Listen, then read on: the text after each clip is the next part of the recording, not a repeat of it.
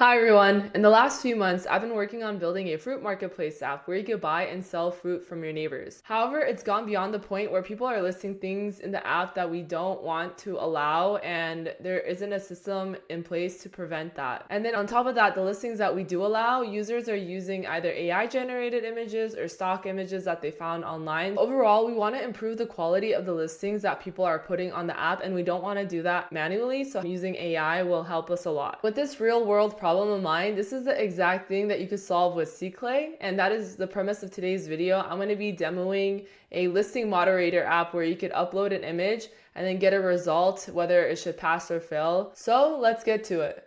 And here's a demo project to solve the problem I was just talking about. We have a listing moderator. We want to catch bad listings before buyers do. And if you want to follow along or see the source code for this project, you're able to by clicking the GitHub button right here. It will redirect you, and you can follow along with the README if you want to deploy this or try this out on your own machine. But you can see that right now I'm running this locally. You will also be able to run this in production, and I'll show you that in a bit. But before doing so, let's run a sample listing to see what this does. Let's say I'm going to select this one. It will pre-populate the input. We got an image of a grapefruit and then a caption to go with it. We are going to run the moderator, and it's going to check these policies that we put in place ahead of time. And you can see that it passes all of them. It's not a prohibited item, it's not unsafe, there's no contact info, and etc. And if you want to see what the policies are, you can click right here as well and get a detailed description of each of them. And let's now try putting a knife as our listing, and what we expect to happen is for it to fail. And let's see if it does that, and it does, because we are not allowing this item to be on our marketplace.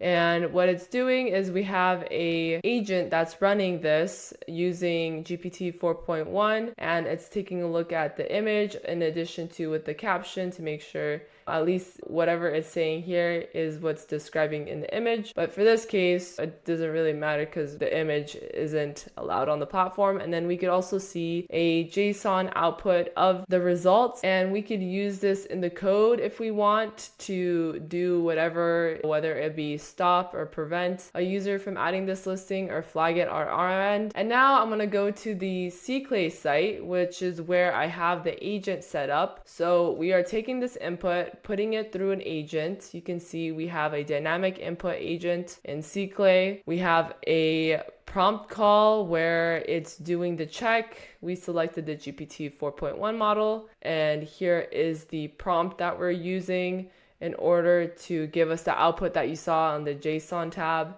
and also doing the different checks that we want. So that's happening here.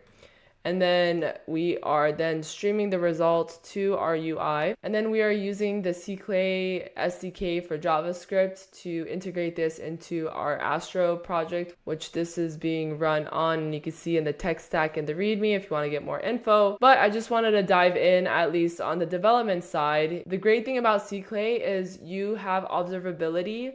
So every run that happens within clicking the run moderation, you can see how long it took, how many credits it used, if it failed or not. So it really helps in the debugging process, and to change the prompt if you want. But you could see the metadata, the input that the agent receives, and the output. So this is really great to make the agent less of a black box. So that's one of the great things about using Seclai. And in addition to that, we have these other features as well: evaluations, governance, alerts, how much usage that you're using in the agent that you created. So you can see most of our tokens are being used with the prompt calls, and the prompt calls are using the models that we support on our platform. And the last thing I wanted to mention in this video is that right now it's very easy for me to run this locally, but how do I run this in production? So you can see here I have a development one and a production one, so I'm able to separate it easily and be able to test and also have it in production at the same time. And then going back to being able to observe, so let's say right now this is our production agent, and if I go to the production site right now, which is live, I was able to deploy this onto Cloudflare. So right now this is a live version of the local version I just showed.